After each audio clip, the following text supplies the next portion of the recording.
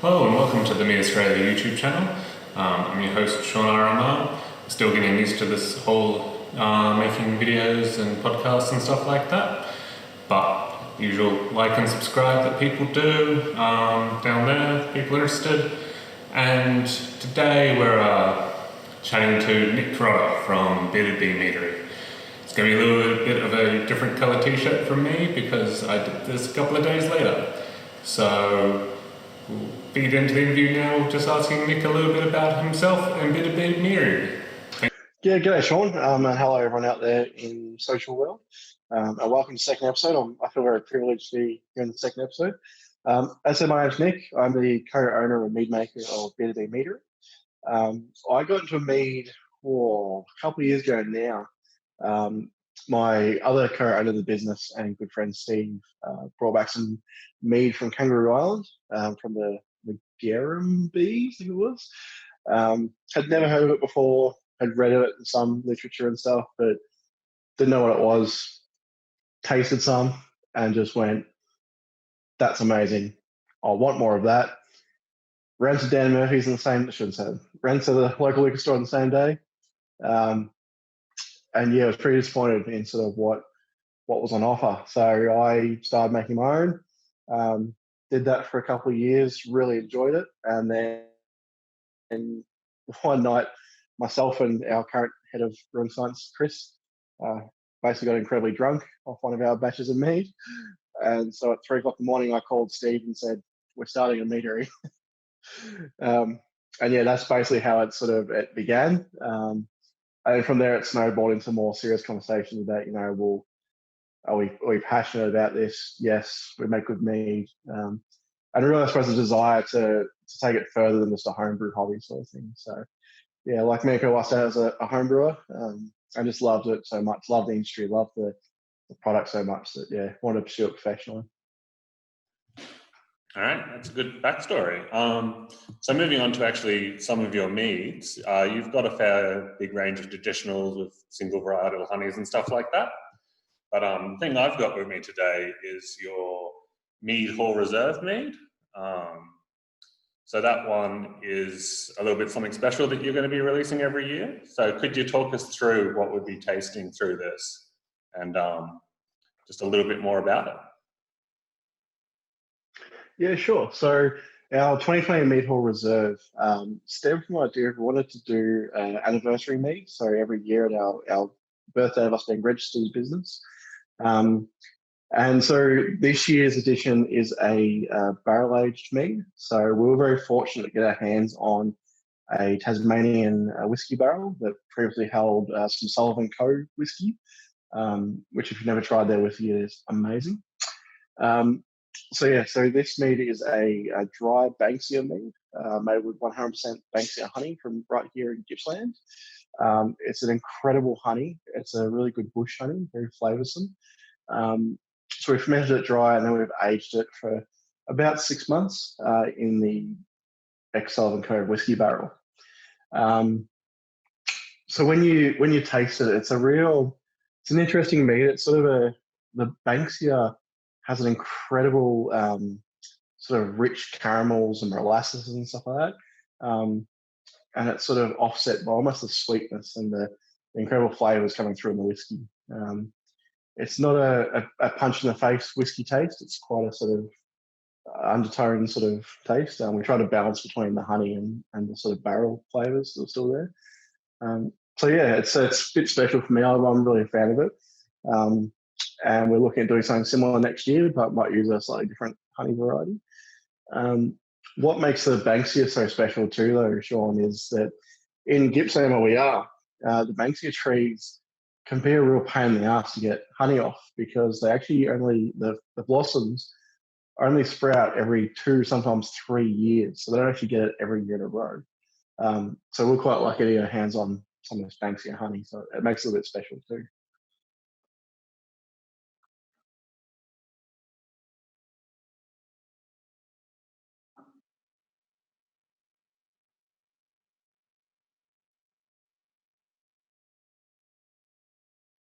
Yeah, I'll be honest. It's been a while since I've actually tried it. I need to crack another bottle. But yeah, no, I was really happy with with how it turned out. I mean, when I first cracked open the barrel, the smells that came out of the barrel was just unreal. It was just, yeah, it's hard to describe. But yeah, it's definitely a pretty special mead. I'm really a fan. I know there's other people that do barrel aged meads, but I know we're probably the first to do a Tasmanian whiskey barrel, which makes it uniquely Australian honey. So yeah. Yeah, and you've got some of you've got a straight Banksia. I think that's sold out or very close to. And you've got some red gum. And a few of the bush honeys. And then you've got a fairly interesting one there by Which one's your that, sorry? elbow right Sorry, now. I don't have a bottle of it, but could you tell us what you've done there? Oh, this bad boy, Loki's Fire. The one by your elbow. One right next to Gippsland. That's what you're talking about, sorry? Yep. So Loki's Fire is essentially a chili mead.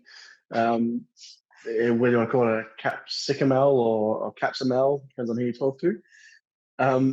Loki's Fire is one of my favourite meads. It's a mead that I actually handcrafted from scratch. It's a mead I've been working on for a couple of years, actually, working with different chilies, whole chilies, chili flakes, lots of chilies, not that many chilies.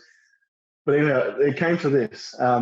Loki's Fire, I'm a really big fan of. It's a sweet traditional mead that's actually been infused with a variety of chilies.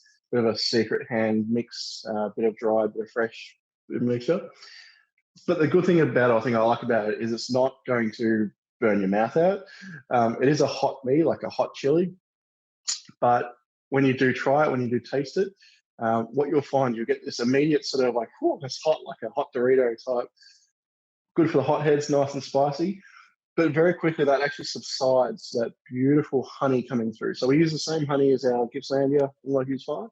And yeah, that beautiful sweetness of the honey just cuts through that heat almost within a couple of seconds, I would say.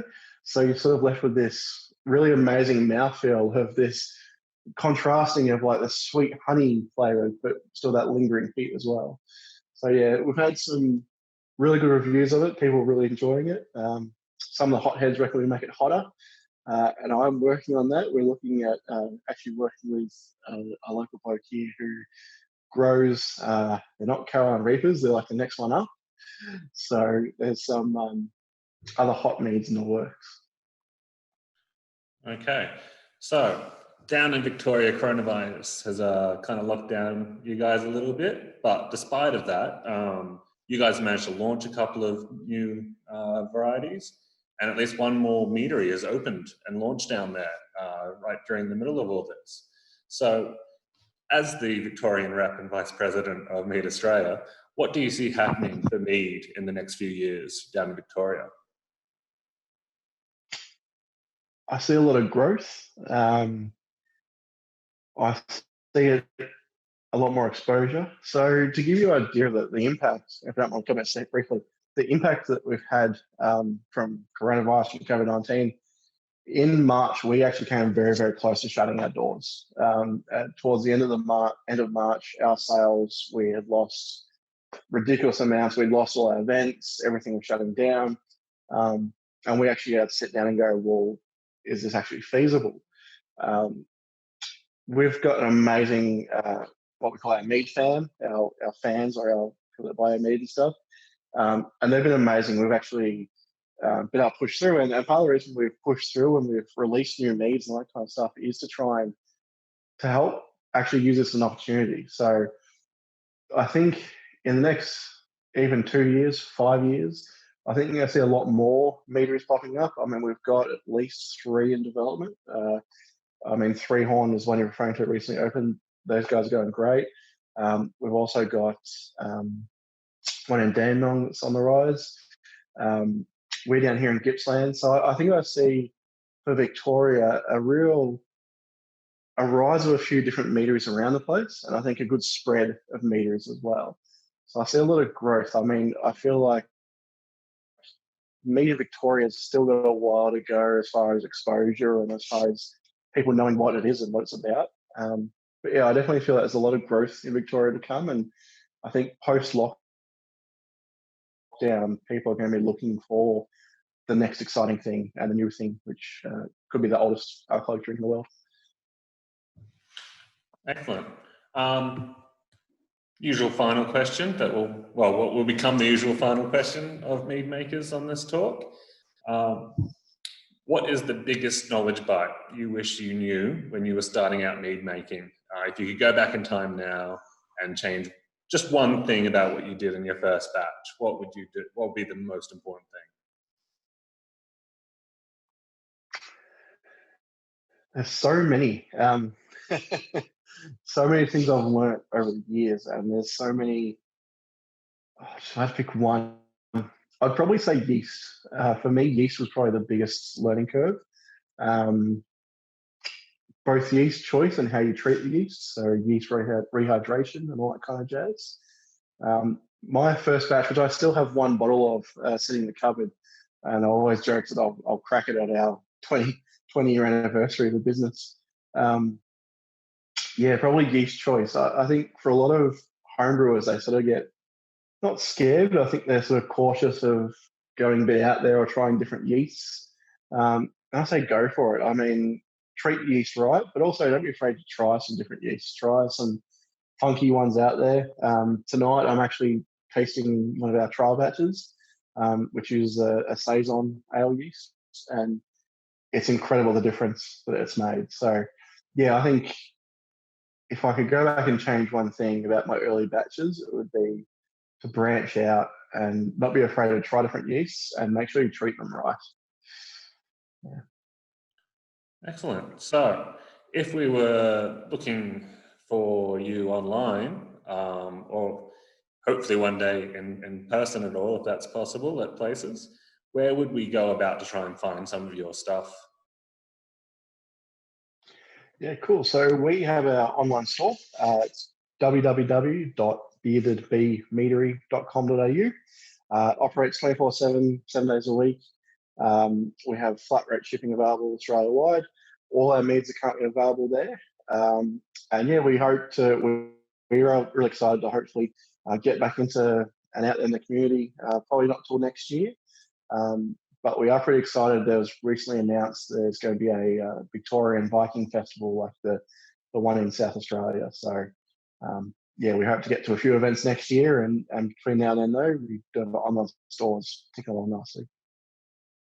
Excellent. And of course, you can always find Mead Australia at our website at meadaustralia.com.au or at our Facebook page, where it's quite easy to jump on and have a look. And also check out the Australian Mead Makers Facebook page as well if you're after any helpful hints. Almost every Mead Australia person is on that, and are often commenting on people who need help. So thanks again for your time, Nick. That's right. If I can just say, I mean, please jump on like Mead Australia. I think it's a really exciting time. Not only as a meadery owner, but as a lover of mead and the love of the mead industry in Australia. I think they're bringing a real mead boom. So jump on it while you can. If you're a meadery out there teetering on whether to join or not, why not? Have a crack. If you're a home brewer thinking about whether you want to do it or not, have a crack. You never know, you might fall in love. Yep. And we'll see everyone at the next talk we do. Well, we won't see them. They'll see us. All right. We'll be watching. Thanks, Sean. Thanks, everyone. Enjoy your mead.